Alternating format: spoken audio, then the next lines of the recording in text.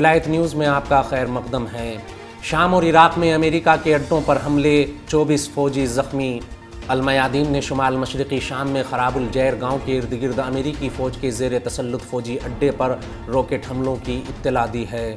المیادین نے اپنی رپورٹ میں کہا ہے کہ عراق اور شام کی سرحدوں پر واقع علی عربیہ کراسنگ سے 5 کلومیٹر کے فاصلے پر امریکہ کے غیر قانونی دہشت گردانہ اڈے میں شدید دھماکوں کی آوازیں سنی گئیں۔ عراق کی اسلامی مزاحمتی تنظیم نے ایک بیان جاری کر کے اس غیر قانونی اڈے پر راکٹ حملوں کی ذمہ داری قبول کی ہے۔ الجزیرہ نے امریکی اڈوں پر راکٹ حملوں کی جانکاری دیتے ہوئے اطلاع دی ہے کہ امریکی سینٹرل کمانڈ نے اعلان کیا ہے کہ گزشتہ ہفتے عراق اور شام میں امریکی اڈوں پر لگاتار ہو رہے راکٹ حملوں میں کم سے کم 24 امریکی فوجی زخمی ہوئے ہیں۔ حالیہ دنوں میں علاقے کے مزاحمتی گروپس نے غزہ پٹی کے نہتے عوام کے خلاف امریکہ اور اس کے اتحادیوں کی حمایت سے جاری صہیونی حکومت کے وحشیانہ جرائم کے جواب میں عراق اور شام میں امریکی فوجی ٹھکانوں کو بارہا نشانہ بنایا۔